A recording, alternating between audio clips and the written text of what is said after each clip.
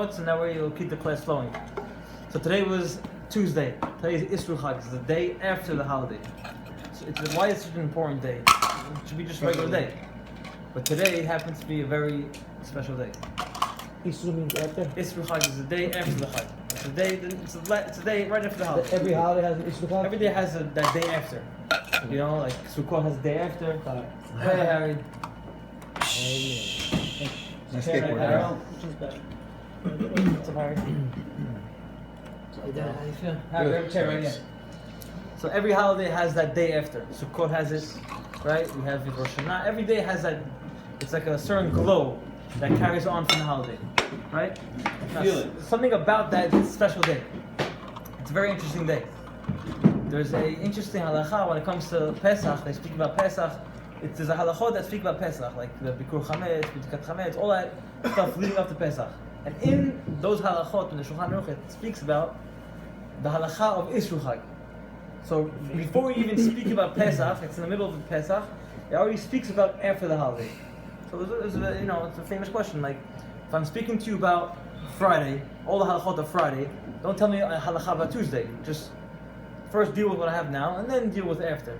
So why is it, if it's speaking about Erev Pesach, all the halachot of what we do with Sel HaChametz, burn the Chametz, all that, it brings you in the middle of nowhere a halacha of Isru Chag, of after the holiday. Right? It's a good question. The answer is that even before we do the holiday, before we even start the holiday, there's a concept of after the holiday. You should know that going in to the holiday, that after the holiday, it's still a holy time. I'll give you an example. In the Gemara, there's the way the system of Gemara is laid out is that there's Masechet Gitin and then Kiddushin. Before you have Kiddushin, which is marriage, then you have Gitin, which is divorcing and gets all that stuff. So they ask a famous question: Why would you learn about Gitin, which is gets, divorcing, before you get married? First learn about marriage, and then learn about gets. It makes more sense. To make sure you don't get married. You might say that, you might scare you away. But to tell you that really there's a concept of divorcing. You shouldn't go into marriage thinking life is all a fairy tale. Everything's la la la, everything's peachy peachy. You know what I mean? First learn that there's a concept of divorcing. First learn there's a concept of times are tough, things are rough, not everything's such a fairy tale story. Once you learn about Gitin, learn about how things could go wrong, then you learn about Kiddushin, how things can go right. First you have to know that step. That there's a dark time in life. It's not always everything's happy. You have to know first that there's Gitin. First there's a thing called gets. There's a divorcing concept. After you know there's a concept of divorcing, then you can start learning marriage, and then you know how to fix things.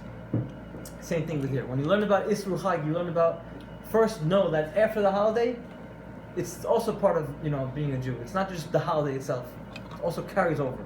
I want to explain today, right now, about what that really happens. Today is that day, Isru Chag. We're going to explain what that means. Are there specific holidays that don't have Isru Chag? Like Hanukkah? Purim, Hanukkah, the ones that are from the Banam, they don't really have it. But it's not really a physical day. It's more of a glow. It's an idea. It's an idea. It's that feeling like a hangover. It's like a hangover. It's like a good hangover, right? Hangover. It's like the day after the wedding. It's that first day after the wedding. The holiday's not. It's a very, very special day because it can go both ways. So how does that relate to divorce? No, he was saying that why do you learn about divorce before you learn about getting married in the Gemara? Because to understand that's not just about getting married, there is a concept of divorce. To learn it before you get Same thing in the holiday. Learn about after the holiday because there's a concept of after the holiday also. It's not all about the holiday. It's also after the holiday. Meaning, it's not only about that exact mitzvah. It's how do you carry it on. You know what I mean? That's the whole concept. So today we're going to explain what happened today. Today is a very special day because you can go two ways. It's like a dangerous day. If you mess up today, then you kind of lost a lot of things. But if you did good today, if you carried on a little bit what we did from when we learned, then you can go with it a far away. I'm going to explain it right now. It started on the night before Pesach, Erev Pesach. It started from that day. We did Sifat Chametz. We burned the Chametz, right? We started with fire, right? It started with fire. It was about 53 days ago. Think about it. It's a whole one period. It's all one period. From yesterday, 51 days ago, it's all one big block. And start off with that burning the fire. Burn the Chametz. That day we started off. It carried on Pesach. It carried on to the Omer. It carried on to Lag BaOmer, and we did fire also. And it carries on to Shavuot, which is Matan Torah, which is Torah itself is fire. It's all big fire, right? How do you keep the fire going? It's the day after the holiday. What did you do? Isru Chag, the day when everything is quiet down. The lights are done, party's over, right? Spotlight's over. How'd you carry it on? If everything that we did went out the door and we just forgot about everything we built up to, and we kind of wasted the 52 days. You didn't waste it, you put it somewhere good, but you didn't. Lost the opportunity. You didn't really take the opportunity and build on it. But if a guy today or even tomorrow, boy, there's 7 days to it. It's not just today. There's 7 days. That's why in the morning there's Yehi Shem for 7 days. It goes on for 7 days. There's 7 days of glow from Shavuot. Isn't there also an 8th day that they had in the community? Eighth day? For that kid Yes, in, yeah, for the kid, for the blood libel item. Kid in blood Syria. libel item or Yeah. something. It's a Syrian minhag. It's Yeah. Syrian There was minhag. So 8 days. Harry went to Hathaway. or The what? 7-8 days applies to all holidays? No, I think it's just For Shavuot? Shavuot has this So concept. Pesach and Shavuot are connected. So it's like the end of the holiday, of the double holiday. Shavuot's like that. Shavuot is the end of the whole 52 day process. Uh-huh. They say the first day of Shavuot is the last Yom Tov day of Pesach. It's like the same. It's like Right. the same holiday. Right. Like we said before, like you have Sukkot, right? You have the first part of Sukkot, you have Chol Moed, then you have the second part, right? Pesach is the first part of the holiday. The Omer is the Chol Moed, and Shavuot is the end, is the last Yom Tov. So it's all one big holiday. The question is, how do we continue it? Right? We started with the fire. It's got to be fire the whole time. It's got to continue the whole way. But after the holiday is over, the question is, who still has the fire? Like at a wedding, right? Everyone's wearing a suit. Every girl's wearing a dress. But how do you know which one is the bride and groom? At the end of the wedding, you watch to see who takes home the bride, right? The one who takes the bride home to this house, that's the groom. Meaning, everyone could go to Shavuot night and learn. Everyone could stay up all night. Everyone could go to shul in the morning. The question is, who takes it home? Who continues it? Even after the party's over. Even when the wedding's done. I was agree with your wedding. Sorry. No one's there at the wedding anymore. You know what I mean? No one. The holiday's over. No one knows who's learning and who's not. The question is, how do we keep it going? Tonight, it works out very nice because tonight is Isru Chag night, and by Mosseri's house, and we just finished the holiday, and right away it's class. Like you don't have time to breathe. It's class already. Next week class again. You just keep it alive every week. Consistency, and the consistency. You know what that's called in another form? That's how we defeat Amalek. And tonight is a class of me Amalek. So you should have a class tomorrow night also. Every night, You right? should learn every night. I'm trying to see on this guy's The like. class tonight is going to be on Amalek. Amalek, and how do we defeat Amalek with this concept of Isru Chag? That's the class about tonight. So if we're all ready, we're going to continue going. Any questions? There's two types of Amaleks. There's a physical Amalek and a spiritual Amalek. Physical, we all know, is like the ones that attack us, like Haman on Purim, right? Like the Nazis in the Holocaust, like going back in Mitzrayim. Amalek is a physical Amalek also. Are the Arabs now, the Muslims consider Amalek? And there's Machlok. It's all, you can't really tell until much. don't know who Amalek is. Any enemy. Edom is really Amalek. Right. Esav. These days, Esav married Ishmael, so it could be the It's mixed. not the Arabs either, it's ISIS. But Adam, Esav married one of Ishmael's daughters. Really? They intertwined. I didn't know that. We're gonna speak about it. So Amalek is also a concept, meaning there's a physical, like we said, the one that's straight up going to attack you, and there's a spiritual Amalek. It's something that's really deep down inside of us. Everyone has it, Is it up? and we have to defeat it. It's like Yetzirah. To explain a little more, we have to start with Masechet Sanhedrin on page Lamed Chet Lach. It says, what happened to Adam HaRishon on the first day he was created? How was he created? The rib. To the ground. We're going to see right now. The first day he was created, the Gemara tells you what happened. Let's see what it says. Amar Rabbi Yochanan bar Chanina. Rabbi Yochanan says, 12 sha'ot haveh hayom. That day there was 12 hours. Usually there's 12 hours, right? Sha'a Rishonah, the first hour, utzbaro afaro. Hashem gathered all the dust, all the ground. After, before he was made, or This is right now he's being made. The process. This is the process. This is the process of how Adam was created. He takes all the dust, all the land, puts it together. Shnia, the second hour, Naseh golem. He made him a figure, like a golem is like a figure with no life to it. It's just like a body. Like a sculpture. He made the sculpture. No neshama inside, just a golem, just a sculpture. Shlishit, the third hour, nimtechu evarav. He started cutting out his chiseled body, muscles, stomach, arms, everything. We start chiseling it out. Fourth hour, nizakabo neshama. Hashem put a neshama into him. Fourth hour. Fifth hour, amad al aglav. Stood on his legs. Started walking. The sixth hour, shishit, kara shemot. He started naming the animals. Very funny concept. Adam started naming animals? Adam named the animals. Animals come from Adam Arishon. The names don't come from Arishon. I'll give you examples. And it's not English, it's Hebrew. Lashon HaKodesh, they spoke. An elephant in Hebrew is called a peel. It's called a peel. Why is it called peel? Because it's from the word pele. Wondrous thing. Pele, it's a massive thing. An elephant is a pele, it's a wondrous thing. Doesn't make any sense to it, just wondrous. A kilev. Why is it called kilev, a dog? Kilev kulo lev. He has a full heart. Dogs are known to be loyal to the master. Dogs are very loyal to the master. Kulev, he has kulo lev. He's full-hearted. Chatu, we said last time. Chatu is a cat. Chatu he cleans himself up, we said last time, right? Tons of things. A gamal, a camel. Anyone know why we call a camel a camel? A gamal. Gemilut chasadim, it's giving. What does it do? How does it give? Water. Water. It carries. What else? How's it moving? How's it chesed?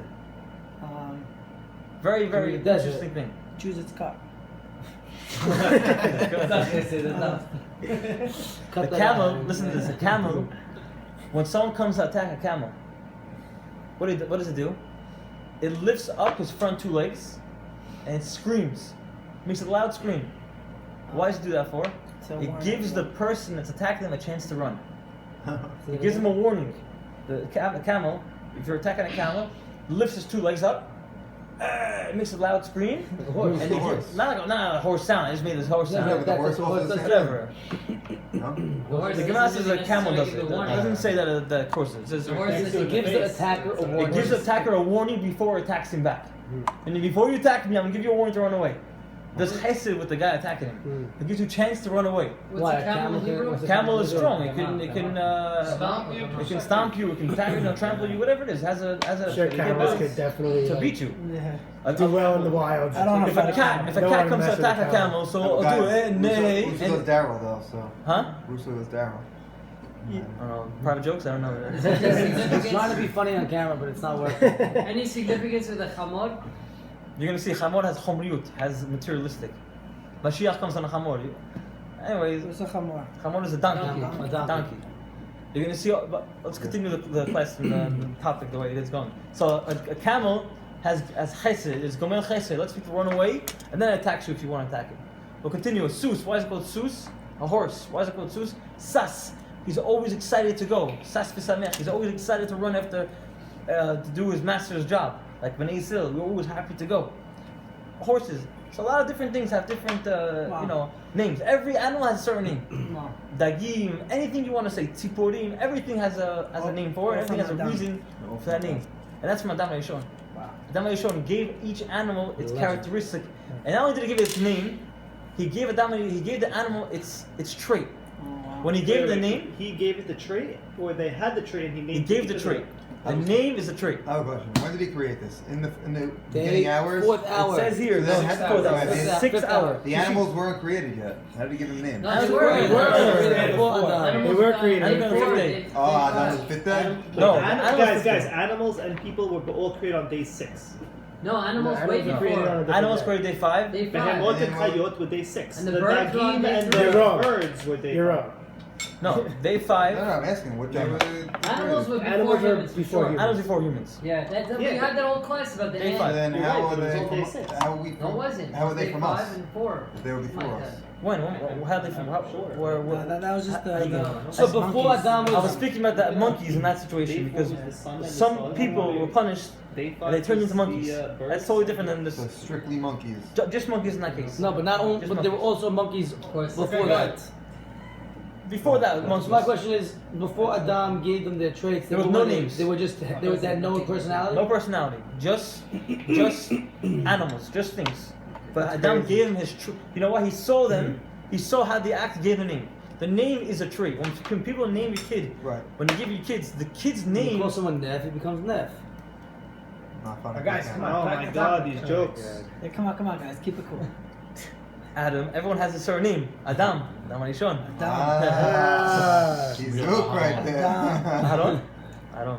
Is that Adam? Everyone that has a name has a trait. Aaron? You made the first sin.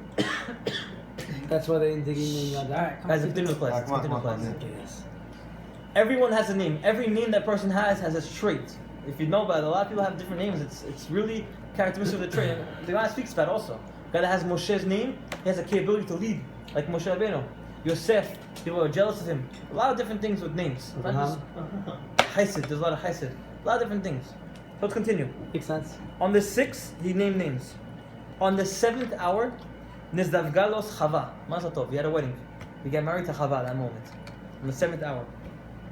On the 8th hour, Alula Mita Shnayim Yadu Arba'a.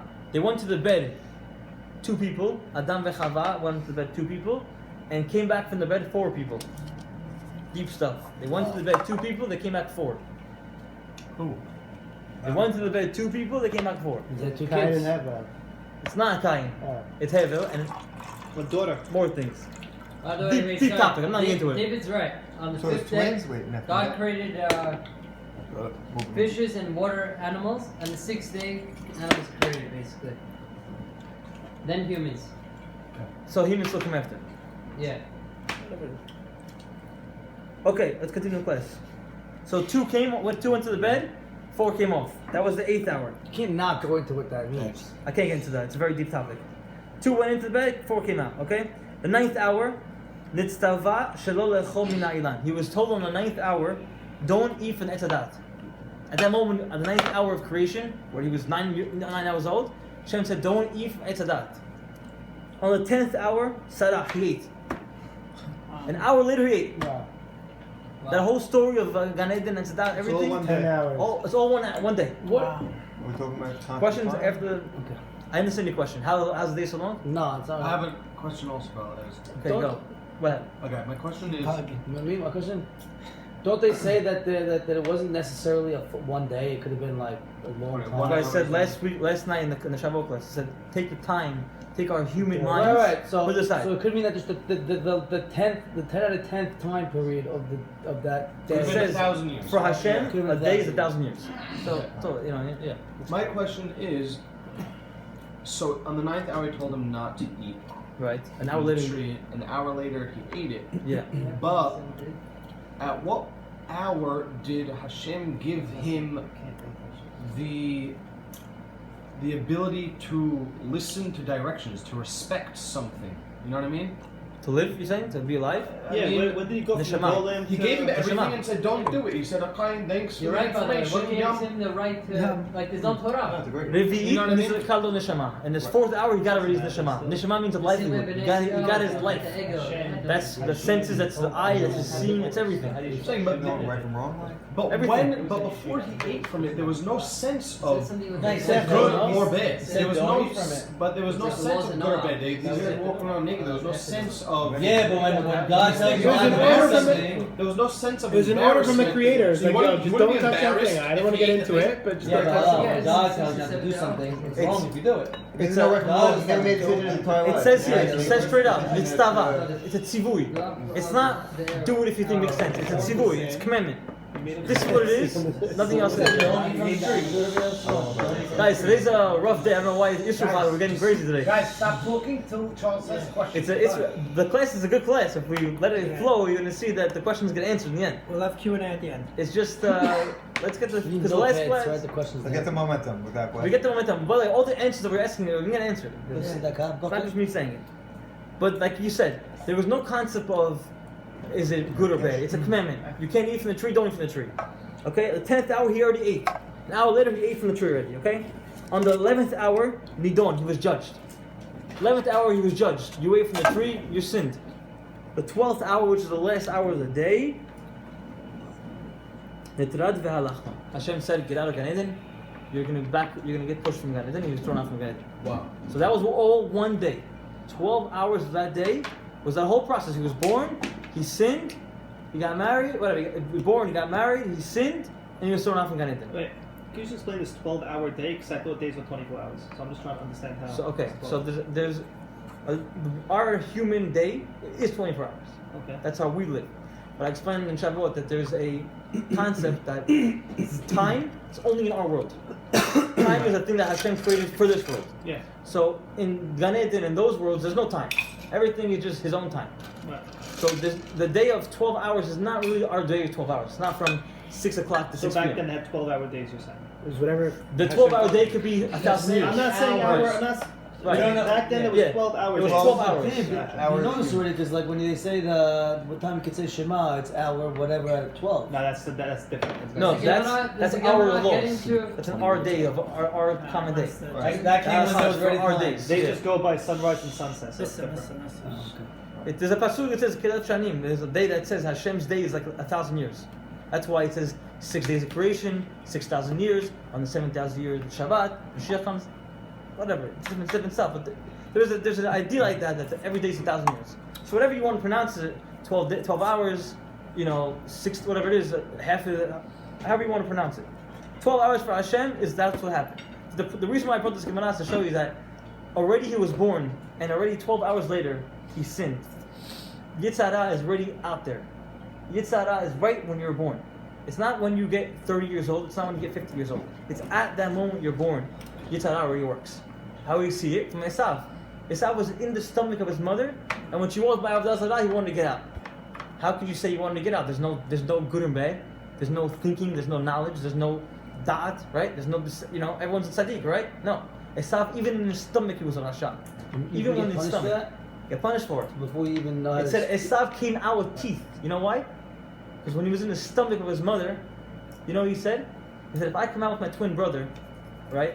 So it's just me and my brother, and that's all we have. We don't have to split any other Yerusha. No inheritance, right? Just me and my brother. Fine, I can deal with that. But if my mother has more kids, I gotta split the Yerusha. I gotta start splitting the inheritance. You know what he did? He bit his mother's rechem, and she had no more kids from that. Wow. He was rasha in his stomach already. Why did the teeth? He had teeth already in his stomach. He was born Esav Asu. He was already made. He came out hairy. He came out with a beard. He came out also with teeth. And he bit his mother's stomach, and Rivka was Akala her whole life. She never had kids after that. He took his mother's lechem in the stomach already. That was Esav Asha. Crazy. It's crazy. Then you would ask a question. There's no Yetzara. How could he do that, son? There is Yetzara. The minute the boy is born, Yetzara is born with him. Even before he was born? No, he's born at that moment he's born. Right. When he's conceived in that stomach, Yetzara is with him all the time. We have to know how to combat. We have to know how to combat it, how to defeat that. It's a process our whole life. But we have to know how to What do we combat say it. then when children pass away at a very, very young age? Do they go straight to Shemayim because they were Like totally Malach, no harmless? sin. No blemishes. No blemishes. They No. can't do anything, but they still get. There's a Yetzara, but the Yetzirah. There's a Yetzara, but there's no punishment for the They're sin. not accountable for They're this. not accountable for the They sin. still have Okay. an urge to Okay. obey. So they're Okay. considered like a Malach because there's no sins. Okay, that clears it up. We got that point? Yetzara is with us from the beginning. We were live? Right, it's existent. Existence, right? Now let's go into Amalek. Here's where the class really starts. Just to give a little background of what happened, in the time right after Yam Suf, Bnei Yisrael just crossed the water. They already got to the side. Everything's good, right? The whole world is free from Bnei Yisrael. Everything's happy. Nothing going to go wrong, right? What happens? I'm going to explain the Pesukim. We're going to see how everything changes course. Okay? Again, Amalek is not only a physical thing, it's a spiritual concept. It's Amalek, it's a concept. We're going to see it right now. It says here that right after Bnei Yisrael came from Yam Suf, they started asking from Hashem, what are we going to do? Where are we going to go? There's no food, there's no water, there's nothing. What does it say? It says it straight out. It says, Hayesh Hashem b'kirbenu imayin? Is Hashem really with us? After Yam Suf already happened, after they just split the water, they just saw Hashem made a great nest, right? A huge miracle. They just got to the side, everything's dandy. They start asking, is Hashem really with us? Is there water to drink? Is there food? Is Hashem really with us? At that moment, they had a denial of Hashem. That there was a safek. Is Hashem really with us? What's the next pasuk? Right after that, Vayavo Amalek. Wow. The minute you start saying, is Hashem really with us? Vayavo Amalek. The next pasuk, they came out of nowhere. They traveled very far. It says that they came from almost close to where Iraq is. They came all the way down that same day. They ran to fight Bnei Yisrael. Question is, why did they come so fast? How did Amalek come? Why did they come so fast? Why did they come to attack us after Yam Suf? What's up, Ed? Why did Amalek come to attack us that day? Right after Yam Suf happens, the whole world's afraid from Bnei Yisrael. No one wants to attack them. No one's even going next to them. They're on a pedestal. They're Am Yisrael. They just came out of Yam Suf. Amalek comes and says, "I'm going to cool you down." Pasuk says, right? Zachor asher salach Amalek asher karecha b'derech. That made you cool. Amalek cooled us down. Amalek took all that fire, took all that explosion, took all that kedusha that we had, and just cooled us down. Everyone's good? We have sameach. We have. You ready? You want a drink? We have I scotch. had a drink right. Yeah, that's fine. I just came from dinner. Sorry.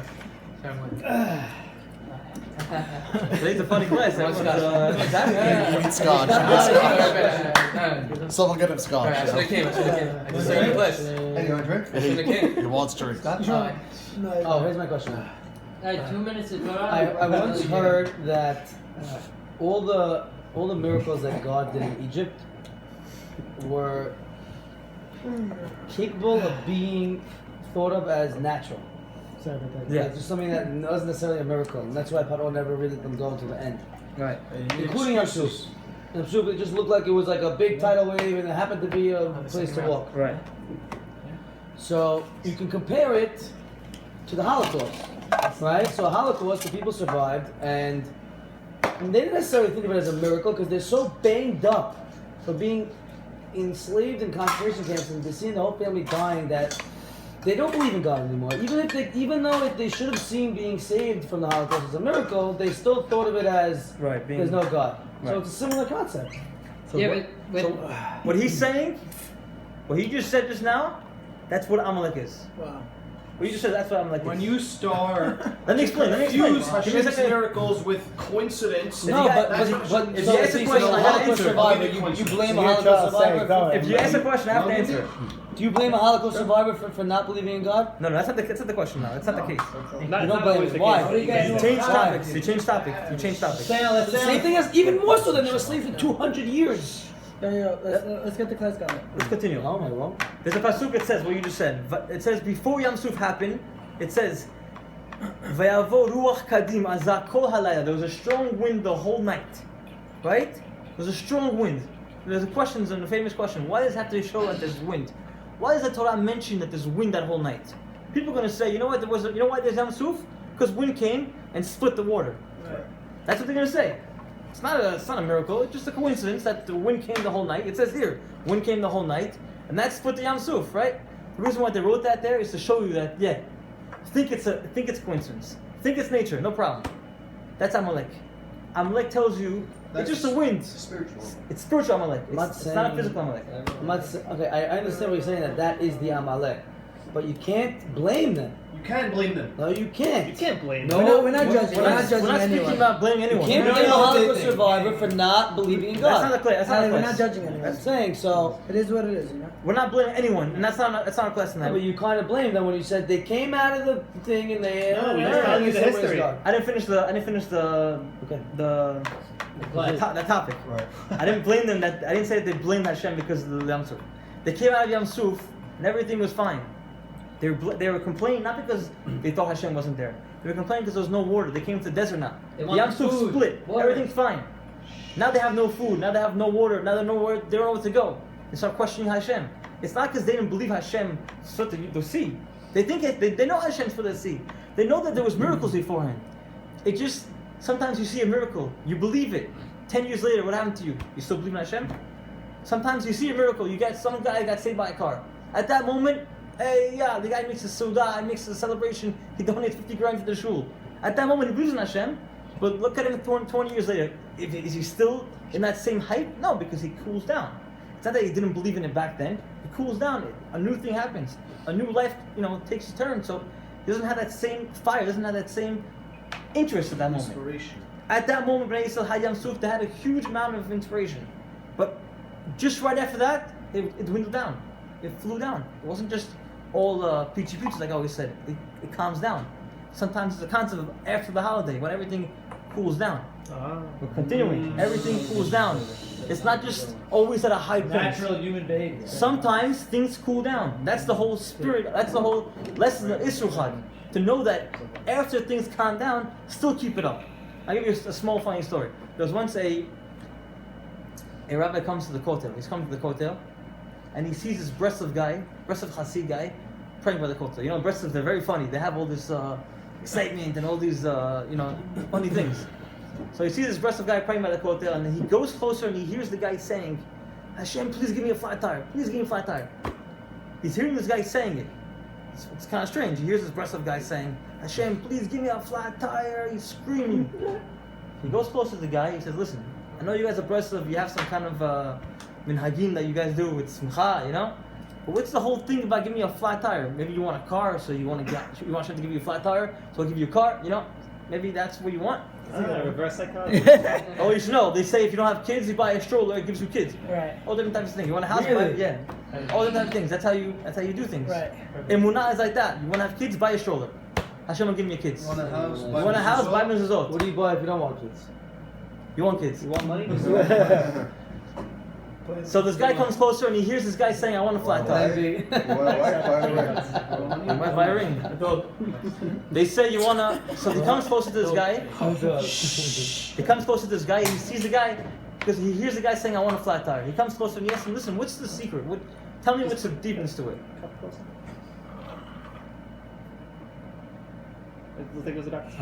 So he tells him, "What's the secret?" He tells him like this: "The reason why I'm asking for a flat tire is not just I want a flat tire. It's really deep." He says that right now, in terms of my spirituality, I'm at a high point. Life is like a tire, right? It rolls. Right now, I'm at a high point. I'm asking Hashem, give me a flat. Keep me at this point. I don't want the tire to go down. Because eventually I'm going to go down. I'm going to be at the low point. I'm going to be down spirituality. I'm going to be down in everything. I'm going to be depressed. I'm going to get into that whole mode. Keep me at this high level. Flat tire. I want a flat tire. Give me that stoppage. Give me that interest. Give me that flow. Give me that inspiration all the time. That's the secret of Isru Chag, to keep that holiday flow the whole time. It's not just the holiday's over, it's finished. You know, we had Shavuot, we haven't learned all night, everyone stayed up, whatever it is. We had a really high moment. It was a peak. But at that peak, it's either you go down or you keep going up. It's very, very tricky. Because a lot of guys sometimes, they feel like, all right, you know, it was good, but that's it. It was one and done, it's finished. And then we just continue the whole life cycle of the whole year. It's a mistake. We have to know how to build up from this. Go up and go up and go up. Like the day after the wedding. The wedding is hadid, right? That night you're rolling, you're in cloud 9. It's that next morning when no one's there anymore. No one cares about you. No one's calling you up. No one's coming to see you. It's how you start acting now. That's when marriage starts. You didn't come to my wedding. No, that night, by the way, that night is not marriage. That night is not what marriage is. It's the next morning. That's when marriage starts. It's the same with the kid. Brit Milah. Everyone's there. Everyone's seeing everything. You know, happy. It's the next morning. That's when you're with the kid alone and he's crying and the bandages is on the spot and there's clips and there's blood. You have to change it. No one sees that stuff. No one sees the stuff that are tough. But that's when the father knows how much work he puts into his kid. It's not the Brit Milah. It's not when he's in the hospital. Everyone's taking pictures. It's not when people see everything. It's also when you have the quiet time, when no one's there. That's what really counts. When you're married, when you're at home, and no one's with you when you're on a date with your wife and you're with your friends, everyone sees how good of a couple you are. But the question is at your home, how do you treat your wife? You're complimented in public for what you practice in private. Here, that's a nice quote. Nice quote. It's true though. That's how you know how you treat your wife. How does a guy know how he treats his wife? What happens in the room at night when no one's there? You treat your wife the same way you did it when you were at a party? The same way you're at your family's house? That's the whole lesson. Know how to keep the same motivation, the same exuberation. We're going to continue the class. Again, the class is on Amalek. It's not about Holocaust, it's not about other things. We're trying to keep it on the topic. Amalek. Amalek is a spiritual thing. It's a coincidence. It's all a happenstance. It's denial of everything. What happens with Amalek says? When you have a mitzvah, right? And you decide to do the mitzvah tomorrow. Does everyone know what happens? I'll give you for example. Postpone. You postpone something. You have someone needs a chesed. Tonight they need someone that has to bring mattresses to someone's house. There's no place to sleep. What happens if you say I'm going to do it tomorrow? Don't do it. You know what happens? Don't do it. Not only you don't do it, it never takes effect. Nothing ever works out. When you say tomorrow, nothing takes effect. Now. It just They step up. everything falls apart.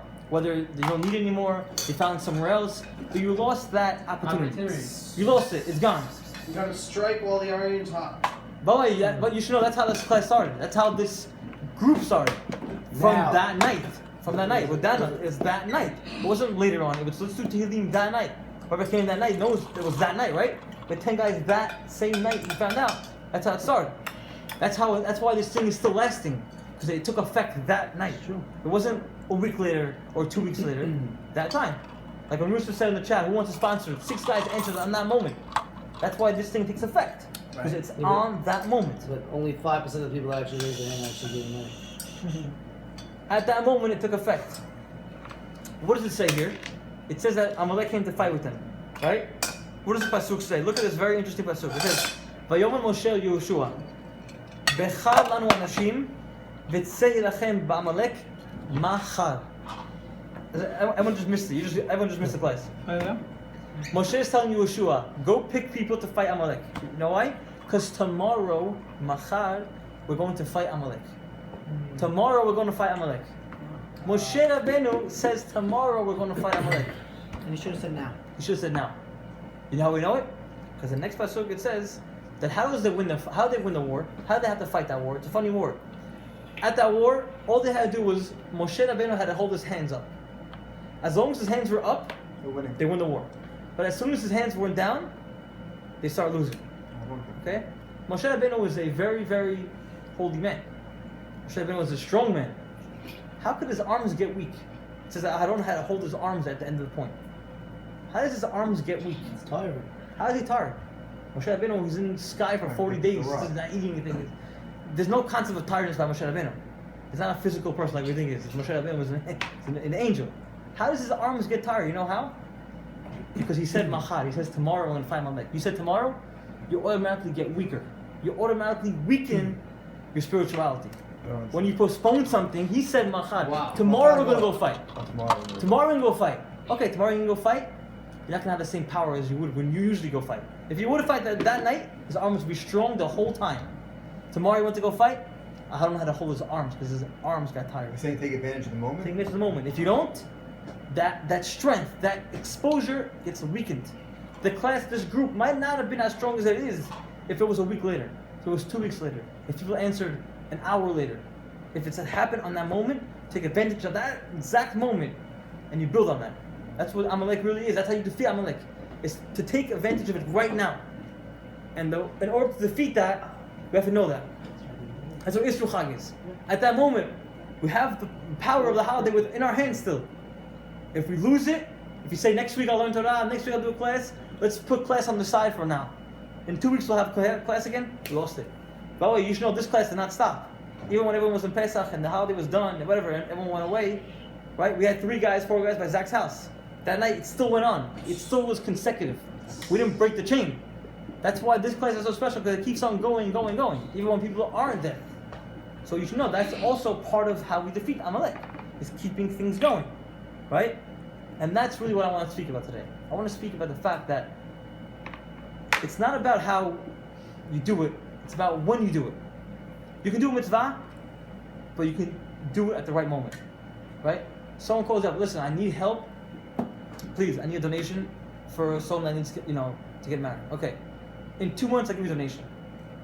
You might need it in 2 months, you're right. But you lost that strength of it.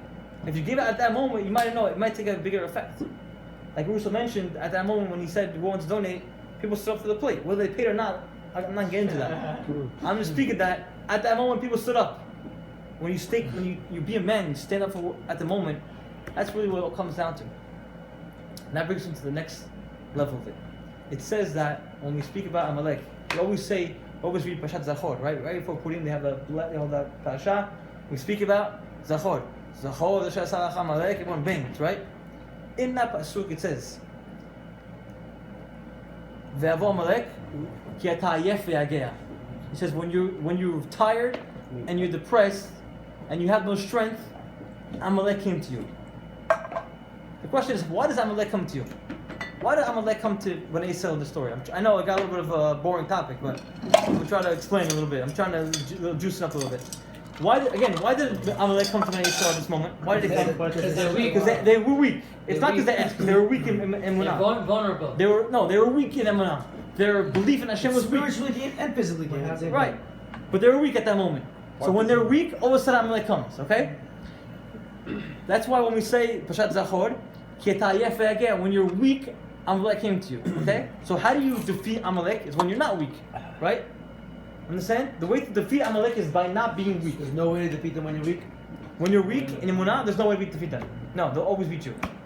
They'll always beat you. That's why the people that are lowest in Emunah, meaning the people that have lowest beliefs, they're going to go farthest off. Take the reforms, right? They're totally gone. It's because their belief system is so messed up that they're totally gone. For them, everything that happens is just coincidence. By the reform, everything that happens is coincidence. Like the Yam Suf, they'll explain it that it was just a wind. Look at the reform today. Half of them are married to intermarriages. Is that what is that their, Interfaith. Is that their That's their philosophy? belief. Yes. Wow, really? That Yam Suf is a happenstance. It's a coincidence. It's just a wind. Wow. And the pasuk is they have a pasuk. They have all Laila, Ruach. They have a pasuk from Torah. You know, they see it straight out that the wind came the whole night and Yam Suf happened. That's the reform. That's taking Torah, throw it away. We don't believe in Hashem. We believe in nature that happened. Right? The makot, everything can be explained according to nature. The blood, you can explain it somehow. I don't know how you can explain it somehow. I don't know how you're going to explain Barad, where there's ice and fire, which don't make sense. How you can explain that by nature? Which you have ice as water, and you have fire, which are two negatives. And they both came down in one shot. So Does Hashem do that on there was purpose? ice, and there was fire inside. There's explanations. I forgot what they all are, but I know some of them. There's explanations for it. There are tons of explanations for it, but that's not what we believe in. Hashem did it. Well, they say the reason why he made it in a way where there was explanations was because he gave Paro a chance to believe or to not believe. He gives people a chance to believe, not to believe. Everyone has that option. You can believe it, or you cannot believe it. Pasuk says it, there's a win. So we can believe it. But that's a test. Are you going to believe it? Are you going to be a coincidence guy? Or are you going to believe in Hashem? Like the famous question, the 6-day war, right? The whole Arab world was surrounded by Israel. And there was a The whole really... Israel was surrounded by Arabs. Yeah, everyone surrounded the whole Israel. The whole So the Arabs were surrounded by Israel. the whole Arab world was surrounding Israel. Sorry. Oh, okay. So we're surrounding Israel. Every nation. You have Lebanon, Jordan, Syria, right? Egypt. Everyone was surrounding Israel. It's impossible to win a war like that, right? So you can explain that they had a good army, they had a good tank. You can explain it naturally, right? But sometimes you have no explanation for it. Hashem made a miracle. That's all it is. Everyone will testify that was a miracle. Even non-Jewish guys believe it. Even non-religious people will believe it's a miracle. The War of Independence, every war that goes on in Israel is just a miracle. It's not physically possible to explain it in nature. Let's give an example. A couple of years ago when there was rockets flying, okay? Israel was the size of New Jersey. Okay, it's the size of New Jersey. It might even smaller. Now let's take for example, Delaware and New York State are shooting rockets into New Jersey. Most of the time, it will just pass New Jersey because it's so small. It'll just hit another state, right? But imagine it falls into New Jersey, right? What's the chances that's going to hit somebody? Very, very high because it's a small place. It's dense. If a thing falls in, a city that has a lot of houses, so it's going to fall. Israel, if you know Israel, there's not much space that is empty. You know that, right? Yerushalayim, there's no parking. Tel Aviv, there's no parking. Any city you go, there's no parking. It's worse than Brooklyn. There's no empty spaces. Every rocket that falls, you see on the news, lands in an empty space. Yeah, always. Where is there empty space in Israel? Right. Imagine Brooklyn, take Avenue M and East 15. There's any empty spaces? There's no parking spaces. A rocket lands, it lands in a grass land. Where's the grass? There's no grass, there's no land. Israel, there's no land. How is there empty land? Over 2,000 rockets falling and there's no, very hardly any damages. I'm not gonna say there's a few people died. But you take 2,000 rockets and 100 passed away, it's not, naturally, Doesn't make sense. you can't, it's scientifically inapprovable. It shows that Hashem really runs the world. If someone comes and says, listen, you know what? Really, the missiles were guided into a certain ditch in the No, land. but the whole thing with the Iron Dome, I'm not saying I don't believe in what you're saying. It definitely the is. whole thing with the Iron Dome was that it intercepted it at a point where it will land in a place where there's no population. No. Not necessarily. Iron Dome blows them up. Iron Dome only blows them up. blows them up Does it over an unpopulated area so that when the debris falls down, it doesn't damage anything. Israel came up with that. But was there Iron Dome? Hashem gave them the sechel to come up with the I technology. understand. When but- we were in Israel but in it's- 2008, it's a Moshe fact. Assassin told me that there was over 3,000 Scuds that came into Israel. Wow. He said out of 3,000, over 100 hit targets. And out of the 100 that hit targets, 10 of the targets were Jewish settlement homes, and 90 of them were Arab homes. Wow. That's the crazy part. But you know what? Rusha just mentioned the Iron Dome. Shooting at their own country. Iron Dome was correct, but it's only a couple of years ago. Yeah. Iron Dome was only a few years Saddam ago. Hussein. We're not talking about 10 years ago. 90s. Even go back to 10 years ago in the Lebanon War, they had the same 39 thing Sons. going on. There was no Iron Dome, and it still fell and religious. It's you can always explain it. There was no Iron Dome back then. What happened? You know what I'm saying? And you go back 20 years ago when they had Saddam Hussein threw 39 missiles, Scud missiles. Each one could take out a whole city, and it didn't kill anyone. Wow. One person died. I'm not gonna speak about it, but one person died. Wow. But that's just a miracle. You can't physically think about it. If you want to explain it scientifically, you could. That's the Hamalek. You can explain it on a coincidence. But Hamalek comes and tells you it's everything's explainable. You have to believe in Hashem that it's a miracle. That's how we can beat. That's how we defeat Amalek. And the answer is when we're tired. Amalek comes to us when we're tired. I'll give you a little example just to sum it up. We're good on time? We're good on No, time. I'm not tired. I'm sorry. No, No, we're good. We're good. Amalek comes when we're tired, Russo. Wake up. A guy owns a company. He sends his messenger to pick up a box from the train station. Tells his worker, I have a package coming at 2 o'clock. Pick up the box from the train station. Okay? Messenger goes to the train station. He's waiting for the train to come. All of a sudden, delivery comes. He sees the box. Picks up the box. Takes it to this guy's house. To his owner's house. He's lifting the box on his back. Heavy box. He's traveling. He's sweating. Right? He's very angry. His box is very heavy. He's dragging. He goes up the stairs to the guy's house. Up the apartment. Knocks on the door. And brings the box to the owner's house. Right? Owner opens the door. And the guy starts yelling at him. The worker starts yelling at him. He tells him, I don't understand. I made with you a deal. I'm gonna get the box from you. You pay me $200, right? But the box that I brought for you weighs 50 pounds, and I would never have accepted it for $200. I at least should get $1,000 for this box. It's a very heavy box. The guy says, I don't understand what you're talking about. What box? He says, what do you mean? You told me to go to this train station, pick up the box, and bring it to my house. He says, I sell diamonds. The box is supposed to be 4 pounds maximum. If you took a 50-pound box, it means what? You took the wrong box home. Not only do I owe you money, you owe me money. Right. Where's my diamond? That is explanation. 2 guys can do mitzvah. One guy's putting on tefillin. One guy is going to shul. But the guy that goes to shul, it's tough. It's hard. He's tired. He's drenched. He's depressed. Doesn't like it. It's just a bothersome for him. He just wants to do it and get it over with. And then there's one guy who's doing it happily. He's doing it nicely. He's praying. He's having a good time. Goes to shul. He has his coffee. He leaves. He's happy. 2 guys did the same thing.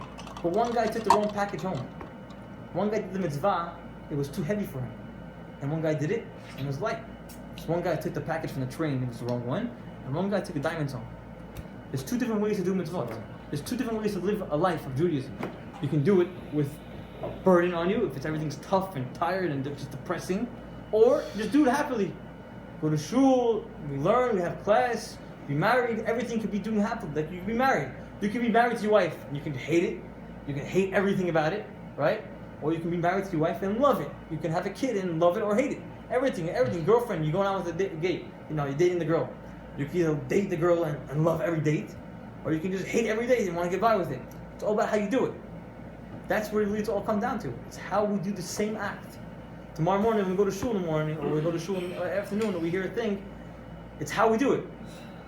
We walk into shul, instead of complaining about there's no seats and there's no books, whatever it is, look at the positive things. Do it with a smile. That's it.